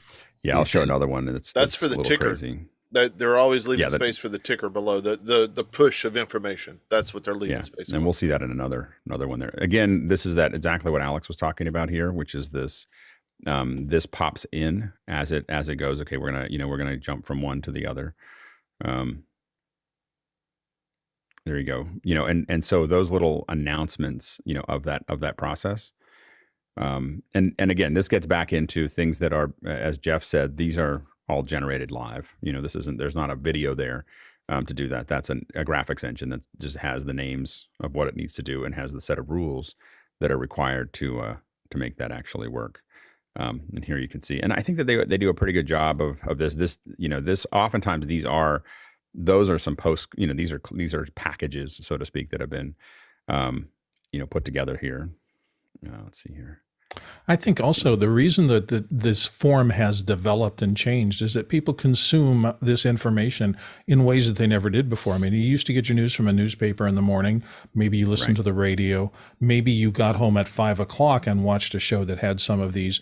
Now, of course, news is a 24-hour cycle, and you're as likely to consume it carrying your luggage through the airport as anywhere else. So the fact that these persistent graphics telling you that there's breaking news about a subject, or that you recognize Anthony Blinken and are interested in what's the State Department's doing, those things are more important for drawing eyeballs, and then the associated branding of what network or feed you're watching, than it ever has been before. So that's why I think graphics have had to change to be more persistent and more present in our lives, because we use it differently. We use media differently. I think it's this actual specific page, or here we can see the ticker from Sky. And this is what happens when you use somebody else's content. So this is, it's basically ABC grabbing a feed from Sky News, and it was already burned in. So you can see. Go ahead, Alex. Thing is that they've got the attribution thing up there saying Sky News, and then if you go to the previous UK government stuff, that is actually in the space where the attribution stuff is. So you shouldn't really have that British government there. They should still be space for future attribution and not use that space at the top. And here we have the classic problems of bad typography, is the fact that they emphasize the word Russia, and then what other word? It's weird typography. It's almost like a mistake.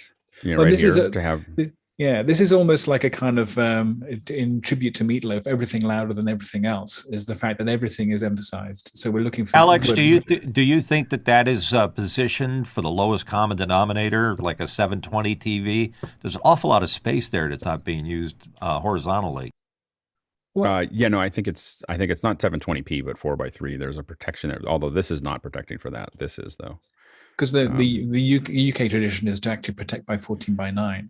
Because what happens is that old 4x3 TVs will actually put black bands at the top and bottom of the 16 by 9, but then crop the sides and they protect by 14 by 9, which is actually quite a good compromise. But unfortunately, we've got this text saying British government and Russia is so far over to the left compared to all the stuff we've seen before. And also the other thing that is hardly ever done in UK broadcast is ever condensing typefaces beyond what they're designed to do. And what we've got down the bottom is text that's horribly compressed. Whereas if you look at the Sky stuff, they're actually using a compressed font that was actually designed to be compressed. So they've actually, they know, they write their headlines long and they go, okay, well, we use long headlines, so we're going to use the typeface and implement a typeface that allows us to use the text that we want to use in our lower thirds and stuff like that. So I wonder if text overall is getting bigger because more eyeballs are on these smaller and smaller pocket devices and watches and things. Oh yeah, we look at everything, every graphic we make, we look at 640 by 360, and we make sure that we can read everything that we did in 640 by 360. Not because it will necessarily be the resolution, but it'll be the visual limitation of a phone. So we definitely think through that when we're doing it. And this is the collision of two different feeds, and something that even happens when it's your own, sometimes your own system here. Here's another, let's see, this is. Yeah, the thing that drives me nuts is when you see a live report and then 5 minutes later they rerun the live report and it still says live on it, even though it's no longer live. It can't be. Well, but that repurposing of constant things and the constant bugs screaming breaking news. Right. Well, it was breaking 3 hours ago, but it's not breaking anymore. Right. My biggest complaint is, do we really need this week all the way down the side? This is like I couldn't think of what I was going to do. Like I couldn't think of what else I could put there other than this week 1,000 times. And this week and some of these morning shows tend to be some of the worst offenders of, I'm going to do this over and over and over again. But this is also when we start looking at all of these, pretty busy. But you can see what they're doing with the super source. I have a pet peeve of not having lines. People know, not having lines on the super sources. I feel like it's unfinished if you don't have any border at all on the super source. But you can see that they've used a drop shadow up here to separate this out and create basically a visual shelf. That it's going to sit. So this is like a banner that sits in front of that process. This is yet another place where they grabbed onto. This is the problem with grabbing onto old footage that isn't clean. And by the way, this is why people ask when you're recording, why you record a clean record means you don't have all the graphics on it, the lower thirds and everything else. And this is why you ask for a clean output as opposed to what we call a dirty output. This is just the dirty output or the raw program feed. And because that's what they were grabbing and then just reusing, that's why this is, and this is even from the same company. This is ABC being used by ABC, and it's maybe they should have had a super source which actually crops off the bottom in general over all their stuff, because you're not likely to be missing too much off the bottom of either of those two shots, and line them up so that you just crop off the stuff if you can't get it to be clean, and move everything up as well, because that logo at the top is not very important. You're absolutely right that figuring out around that would be useful. I had this is the one that we were talking about, like when someone's talking about too many things. Here you go. So CNBC is and Bloomberg and other ones are notorious for how much can I push at you at one time, and everything's moving. I have to admit that this makes me very stressed. Like it stresses me out to have so many things moving at one time. But all of these things are there to gather, get information. So you have basically a super source. You have, these areas down here are being dynamically, this is what Jeff was talking about, just like sports, these are being dynamically generated. So these are, and this is probably something like BizRT. You can see me sitting here trying to get this video right when I was recording it. Hold on. The idea of having this section of the saying Microsoft beats on earnings and revenue, the idea of using different widths of type for the same thing to fully justify it to left and right makes it actually harder to read. And also to break it on earnings and revenue. It doesn't make any sense. I think Yeah. what happens is that we're likely to, other broadcasters, let's put it that way, I don't know, other parts of the world too, maybe other US broadcasters, they're more likely to make type small as long as it looks better, as opposed to just trying to make it as big as possible and look bad. So if it would make more sense to actually have a line saying Microsoft beats on earnings and revenue, Right. comma, it's better to have it small and it makes sense than have it look like that, because it looks like there's two separate points. It's a style thing too. I mean, in the U.S., it's a lot of flash. If you look at BBC, for example, it's very clean and sparse. It depends on what the application and who's doing the design. And so far, go ahead. Before I have to jump here in a minute. But before I do, is this something we should do more often? Like we get through so little of it. I feel like we could just do this once a month, where we just grab some random stuff and pull it in. And I think it's maybe we can super get people interesting. It is, because it lets us really talk through it, and so we really understand what we're looking at. So I think we're going to make this a monthly thing, and then still answer questions about graphics. So it's just a graphics day or a graphics morning that we do it. But I'm going to let you guys continue to discuss it. I have Maybe to narrow it drop down another to meeting. exactly specific targets. We did that. Like We did that in a the little closer. past. Like presentation is so different than live graphics, which is so different, and there's virtually. Well, I think this is different less versions. about I think that what we want to do is we can answer questions that are specific to the technology, but I think that what's can be useful is just talking about the design, and that crosses everything. You know, it's like, how is the lower third being used, and how is this being used? And some of it'll be live, and some of it could be done in post and other things. But I think it's more like, what are people visually doing with it, I think, is the thing that I think we want to try to do on these days.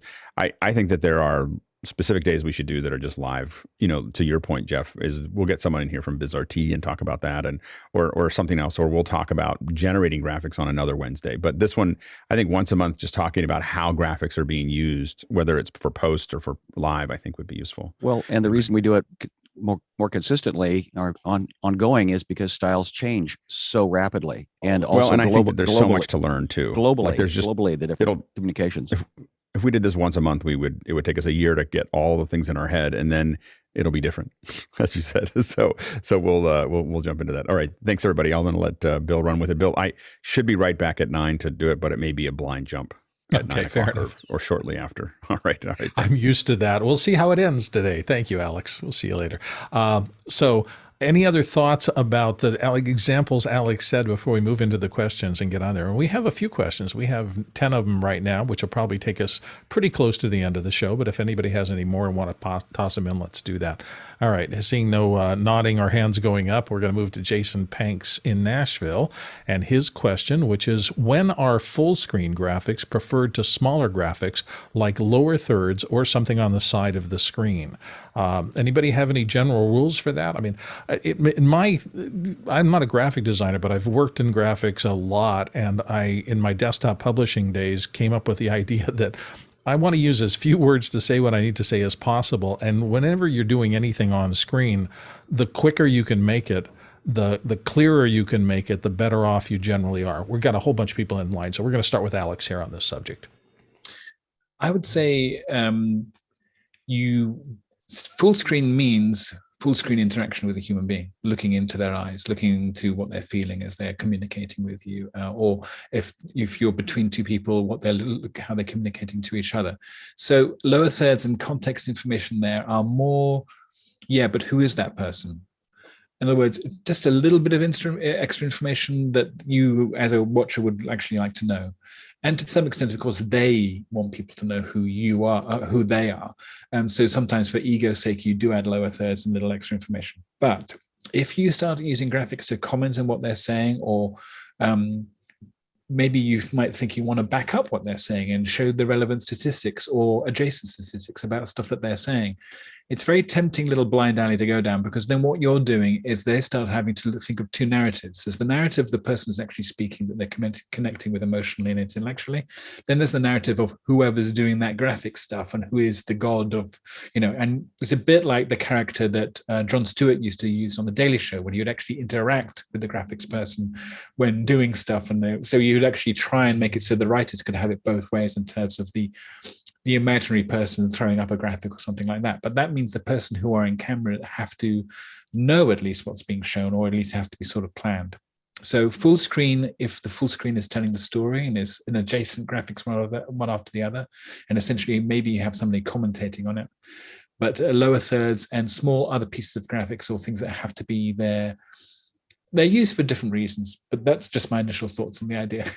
Yeah, and I will admit that one of the cardinal sins of PowerPoint that everybody hates about it is when somebody in any kind of presentation throws up a full screen graphic and then proceeds, typically with tons of bullet points, and then tends to read them to you. It's basically a way of saying to your audience, I know you're too stupid to read this, so I have to read it for you.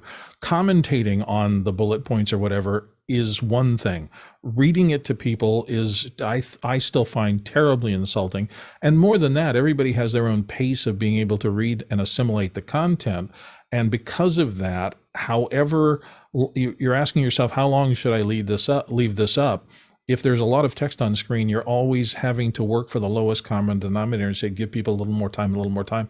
And people just tune out. They get bored with seeing graphics on screen that haven't changed in a long time.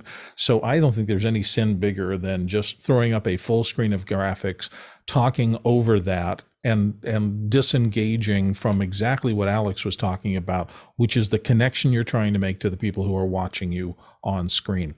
I think, Sky, yeah, go ahead. Oh, sorry, pardon me. I think one other thing to remember is the fact that even though you're creating graphics and you're creating animations or designing stuff, if you want people to start noticing what you're doing, then you've lost the game, because really you want people to think about what you're saying, not about what typeface you're using or how you're telling the story. You want to think of the issue that you want them to be thinking about. You want them to be imagining the different future based on what you're proposing, not necessarily thinking, wow, that looked really cool, or, ooh, I wonder how they did that. So watch out for that sort of thing. Yeah, actually, I really took your point tremendously, because I've found myself doing it too. I will animate something on because the movement on screen says, look over here to the audience. Then I will try to get away from it the most subtly possible, usually just cutting away from it or dissolving out very quickly, because I don't want to attract their attention back to something happening on that line of text, because the line of text isn't important. They've assimilated that data already. Time to move on to the next useful piece of content for them. I've got a couple of other people in here, Sky and Courtney. So Sky, do you want to? Well, I was actually going to try to toss it to Jeff Keithley, because he has a specific use case of why he uses graphics to, Jeff, again, weigh in. To Alex's point, great theories of a general philosophical reason of why graphics. I was just going to throw the ball to Jeff, if maybe this would be a question on its own. If Courtney doesn't mind, let's let Jeff weigh in on this, because I know you do tons of these in particularly complex circumstances in sports and other things where there's just tons of data you've got to get across to your audience. Yeah, it really it comes down to the data. That's the big sell, right? So what happened about, I guess it's probably about 10, maybe 15 years ago, there started to be a push towards graphics carrying the show more. So in order to, quote, look like ESPN, you had to have the graphics package from ESPN. ESPN used VizRT at the time. That was their de facto platform for everything in their own factory, in their own plant, right? So they're in Bristol, but not everybody could afford a VizRT server, and the bigger part to it is the training and the building of the graphics behind it all. So Ross came back with the Carbonite and said, we can do everything they can do, but we cost a fraction of the cost. And so a lot of especially in the university world. Ross being a manufacturer, not a Ross person. is a manufacturer, yes, with Carbonite. And they have the Carbonite switcher. They have Expression as a graphics platform.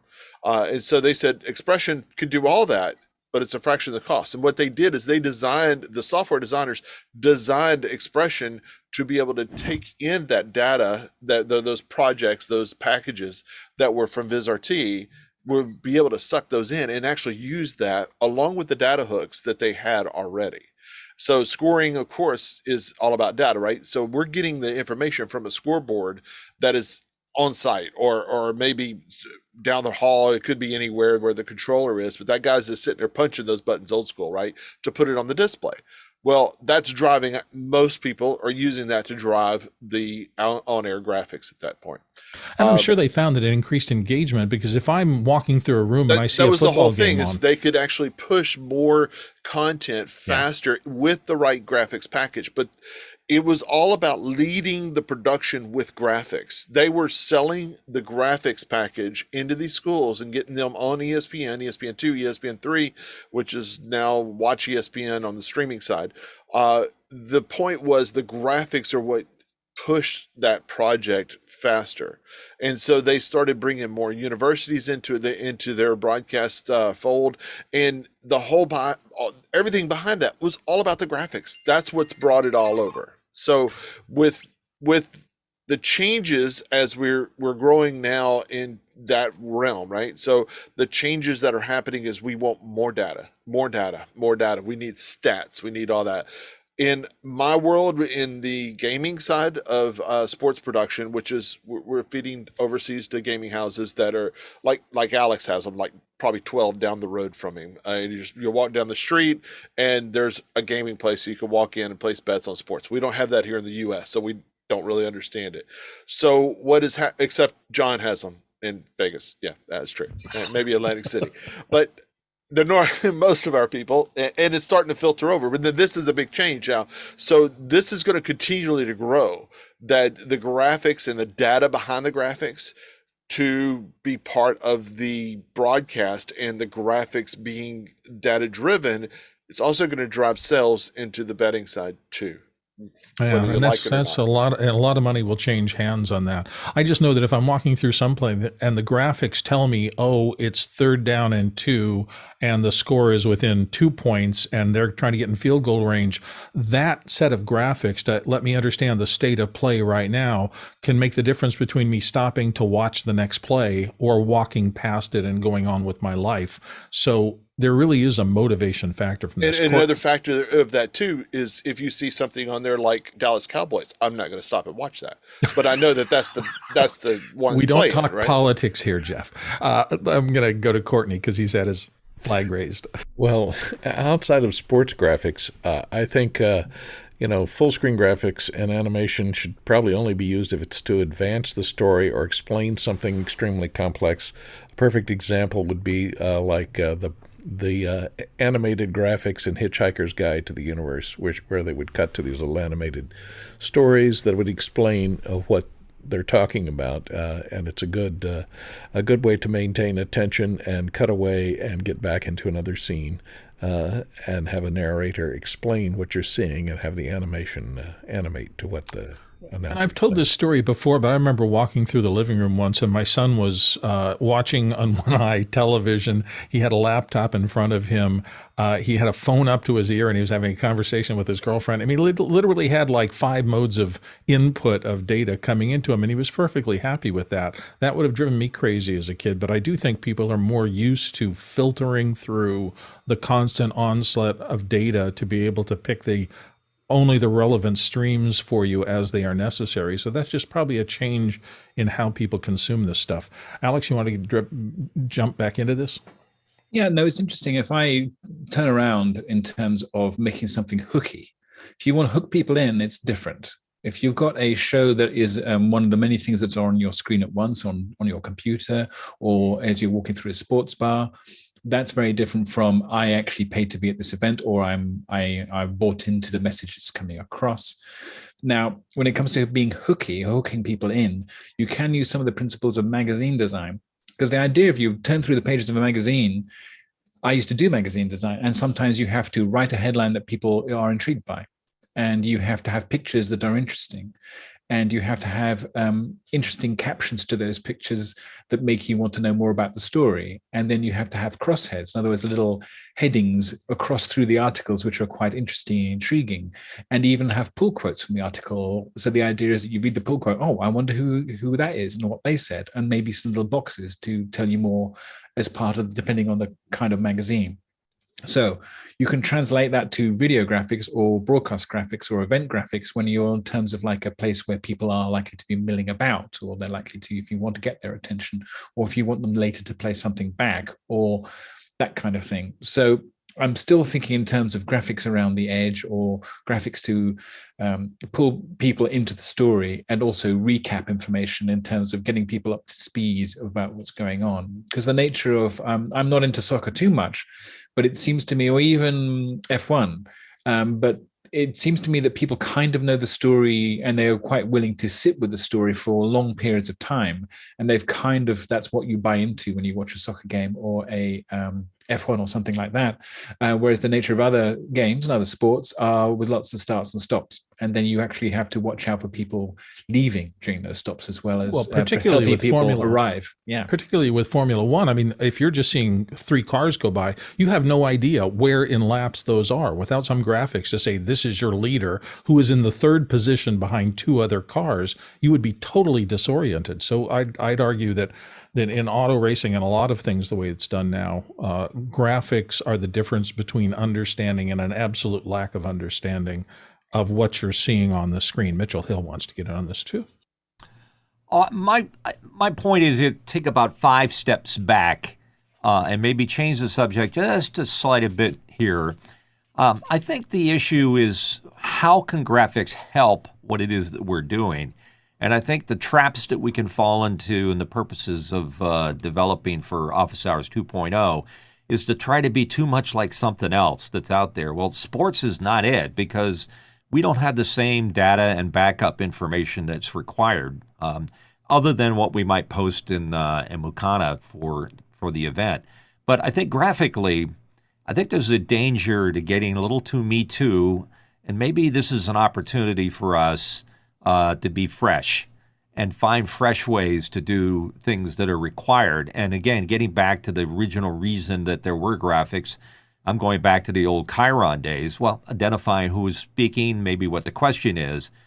Supplemental information, I don't know if we're that good in the back end to be able to supply all of that. But I'm concerned with the amount of information we're going to throw at the screen and the objective. Are we here to brand office hours?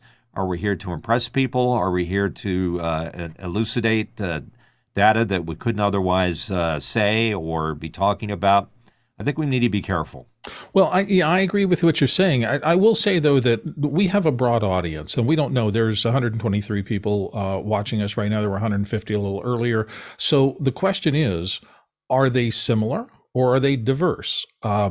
Is one of those people listening to us now the kind of person who will watch those graphics heavy tickers because they're an active investor, and for them the ability to get bits of information and ignore a complicated busy screen looking for what is my stock tick doing today, up or down, flat, whatever. I need that information as fast as I can get it, as opposed to somebody who really gets overloaded with the amount of graphics on many of these screens now. And I fall into the different categories depending. I mentioned walking through an airport. I mean, I have no problem with the fact that they put these huge headlines up there, because if I get off the flight and I've been detached from the world, maybe there's something going on that I really need to know about. So a glance at an airport screen, no audio, all the information has to come to me visually.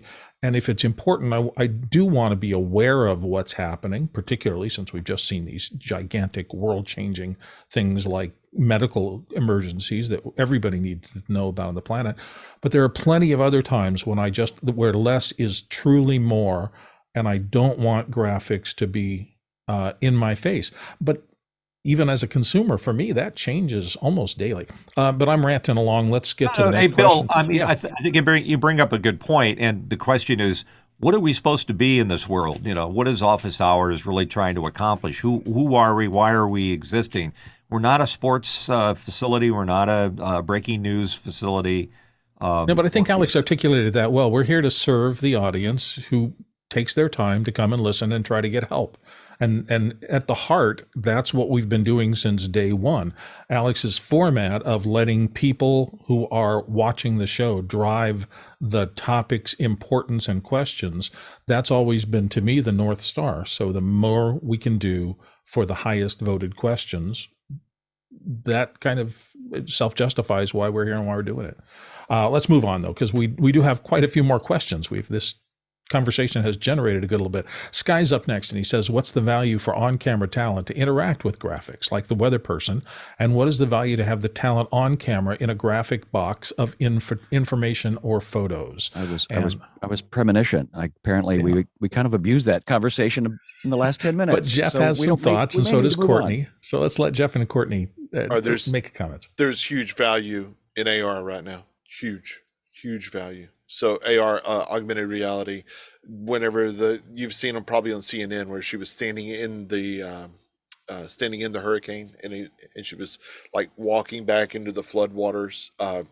Those things are compelling graphics that people are in our business are pushing for, because it's something not flat. It's something they're part of. And, it's the things like we're going to try to show with office hours space also. It's definitely the future. Nice answer. Courtney Gooden, you had a thought. Well, the interactivity helps draw your attention to a specific item in the graphic at a time. If you just throw up a graphic of the United States and you're talking about the vote returns in Kentucky or something, it's better that the on-screen person goes over and touches Kentucky and you see a graphic explode up out of Kentucky and you see what the race is there. You're instantly given a lot more information by the animation as to what state we're talking about, et cetera, and what the current data is. So it's interactive, makes it more real time and more pertinent to what the discussion is currently, and it allows the interactivity can allow the conversation to not be pre-programmed or scripted, so that it could go in any direction, and the person has the ability to guide the graphics in any direction based on the touch screen and what it's interactive. And sometimes it increases the quality of the information you get. Your election example reminds me that when they say this district, these 10 districts went in one direction, but this other one didn't, and look at how many people are there versus the other one. And so in terms of votes, that's why you're seeing more of a color, but because population is in particular inside geographics, it can give you some context that you wouldn't otherwise have. And it's really easy to just say there's more of color A than color B on the map. Color A must be winning, but it turns out that color B might be in this country at this time, representing a larger constituency than the other. So that kind of context can be very useful. Rosco wants to get in on this, and so does Sky. Rosco now. Outside of California and New York cities, there's a lot of farm country, and weather is how they make their money. They don't all have irrigation systems. So weather is a highly prized, highly focused. It is the most important graphics. Secondarily, a lot of television is scanned in airports. And the first time I went into a sports book and saw, 40 screens displaying football games, you realize how important that graphic is to tell you instantly, but when you're scanning, what they're talking about. And secondarily, in the sports environment, when that score turns or the little flash goes off, oh, pay attention, something just happened in that game. Yeah, the guy who was here on office hours, and I can't remember his name, and I should, because he did some brilliant work, who is in a small town with the weather tracking stuff. He's the local guy. Boy, that was one of the most interesting when he was been in the panel, his examples of how he sets up to be able to do live remotes from these small towns where to your point, Rosco, weather is sometimes live or die, whether the roads are open and whether the snow has blocked a path that your kids may be taking to school is the most critical information to not waste people's time and keep them safe that can be. Sky, go ahead and pop in. I think you're referring to Keenan Campbell, of which you'll be hearing a lot more about Keenan as he's traveling to the OH Space experience. But what I'm hearing, Jeff and Alex, is I think the graphics are now a visual prop that the presenter is engaging with, that brings the audience in. And so if we can do that digitally, we've got a lot bigger thing than the hand prop that you would have in your hand. So what if we're getting to the point where as television cooks cook, there's a running calorie count, by adding this ingredient, I've increased this factor. Maybe it's calorie, maybe it's fat. We put scales underneath all of the on talent, and we'll see how much weight. No, we don't do that. Moving on. That would be a show I'd probably watch. Alex Gollner has one last comment before we move on.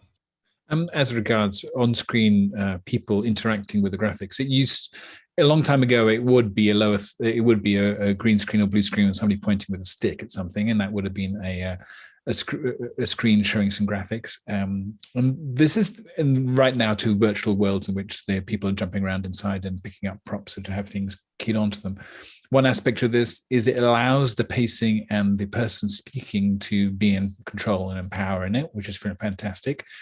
Doesn't really matter these days if it's just a big touch screen in which you're choosing what to tap next, or if you have a virtual person in a virtual world.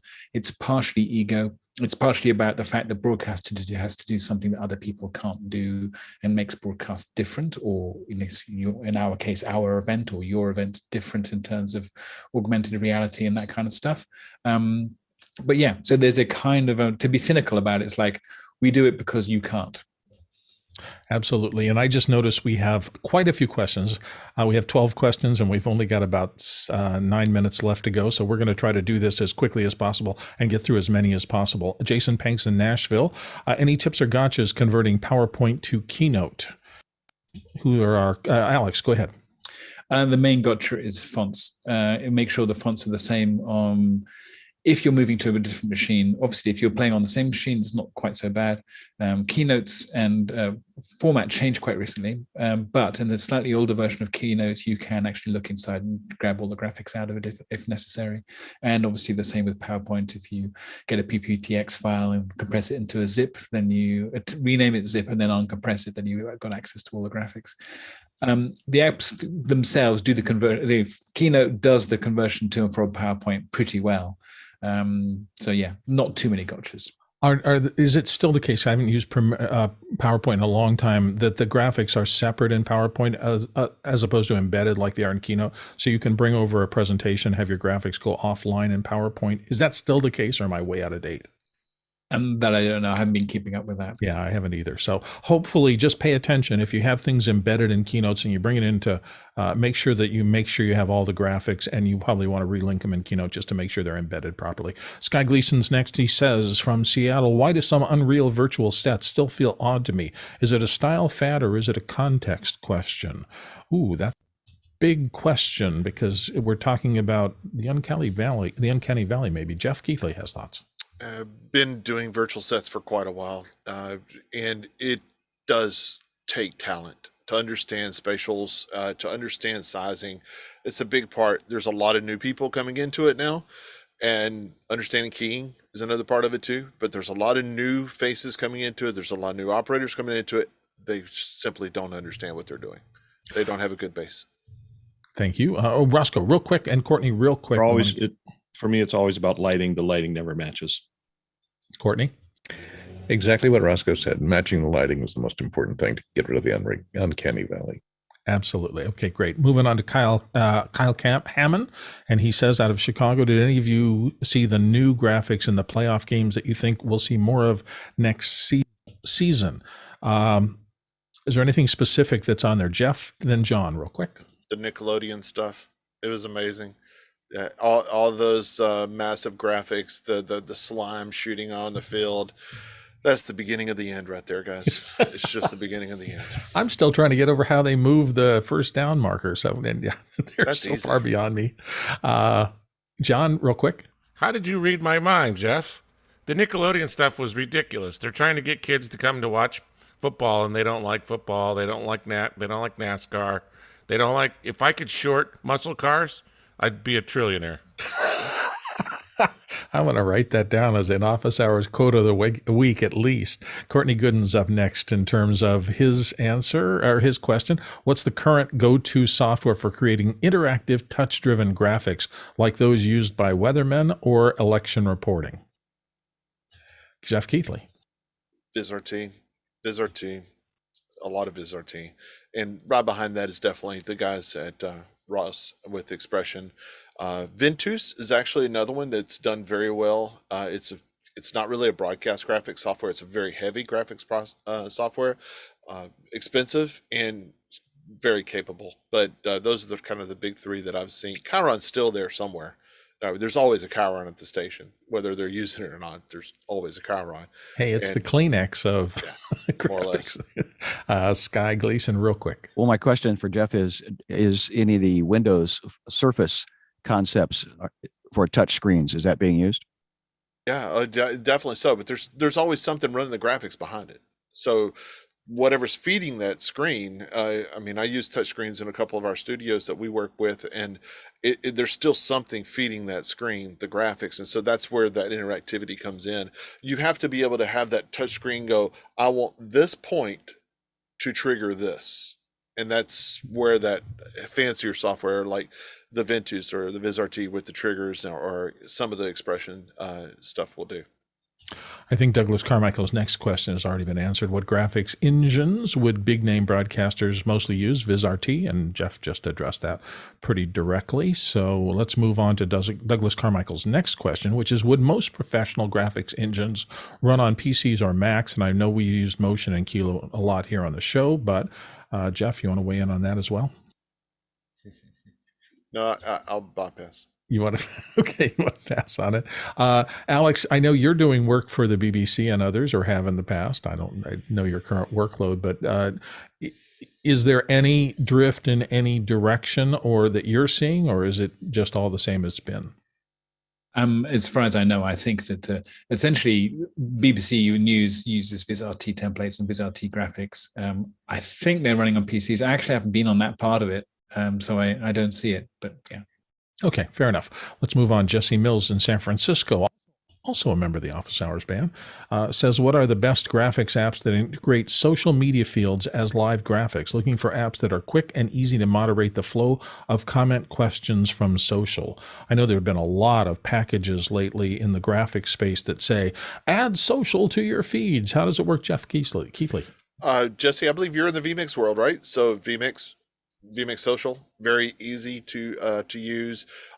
Besides vMix, probably CharacterWorks. If you're looking for a more graphics only package that's not a switch or two, CharacterWorks is definitely one we use, and it is very powerful, very easy to grab all kinds of data.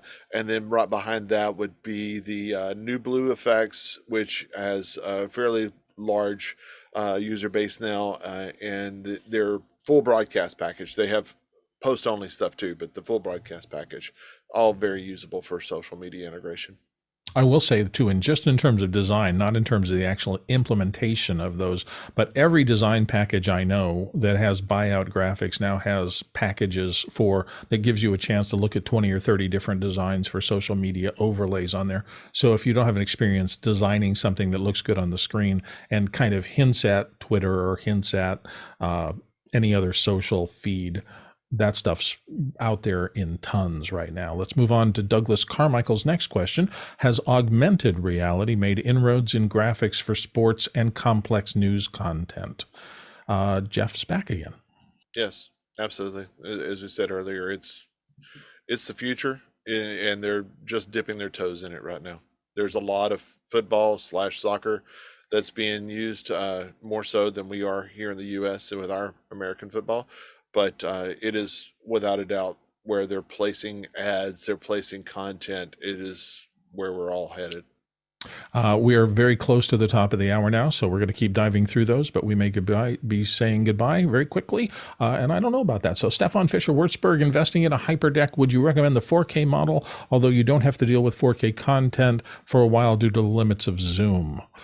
Investment in hardware, I think we got 8K cameras out there, so I would think that you don't want to stick yourself with lower resolution than what you're heading towards. Sky, do you want to make one comment before we move on? Yes, return on investment. If your job will pay for it in the moment, yes, buy once, cry once, but then there will always be something new later. And the last one here in the queue is from Chris Sabato, and he says, having a network bug valuable if the video never appears anywhere but on your site? Is having a network bug valuable if the video never appears anywhere but your site? The marketing people will all tell you put branding on everything you ever do. I'm not sure I believe in that, but if you have a lot of times those things are contractual. Courtney, you have thoughts? Yeah, because if it's on the internet, everyone steals. There you go. So maybe that'll give you a little protection. At least people will know what you've done and that you were involved in it.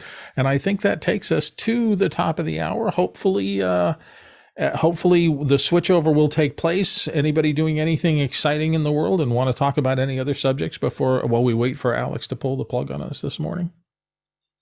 No? Okay, thank you all for being here. I will just talk a little bit about the fact that if you've not been to Office Hours in a while or you're new to it, there's a lot of work happening behind the scenes. We are constantly revamping things, and we are still moving relentlessly toward Office Hours 2.0. which is going to be pretty zippy the way it's being planned right now. It incorporates things, at least on the plan, our HDR and Dolby sound and a lot of things. So we're going to try to continue to do what we've done since the first day of office hours, which is to push the envelope of what can be done in a webinar that goes global, based on the fact that the world has changed. It's a different world than it was when a couple of years ago when all this started out. There's way more need for people who understand how this stuff works. And we have a tremendous number of people who show up in office hours everywhere, not just on the panel, but behind the scenes. And they're doing two things, in my opinion. Number one, they're understanding more and more about the complexities and the operation of the things that make this new world of I can broadcast from my room in San Diego to the planet. And they are also learning the skills of building and running shows. This is a very unique place in terms of the fact that if you're watching this and you are interested in doing that, you are interested in learning more, increasing your skills in how internet broadcasting works, this is a pretty unique opportunity to be able to come on, volunteer your time. And I got to tell you, just in my own case, I knew so little about what happened on the internet in terms of its plumbing, in terms of how anything worked and how I could interact with it.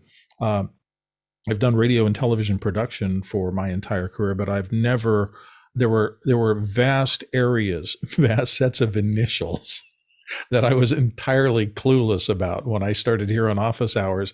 And I feel like it's been one of the most powerful brain expanders in my life to just, even if I don't know some of the things, even if I don't know exactly what VizRT does, I'm aware of it. It's on my, and I know some of the capabilities and some of what it does and doesn't do.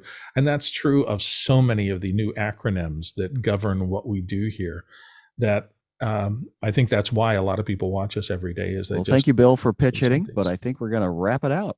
Oh, okay. I get to say goodbye now. I thought Alex would just pull the plug because he's not here. Alex, I think you get we'll to do let that. you end the show, Bill. You get to do that it honor today. I get to do that. I get to hit the leave button and we're done. No. Other people will hit the button. You just have to wrap it up and say, okay. I'm sorry. I was going to this. I just thought it would disappear. Okay. Well, if I can officially do it, then thank you all for watching. It was great having you here today. And we'll see you tomorrow. I'll be back doing the same thing at the same time. Bye. Great job.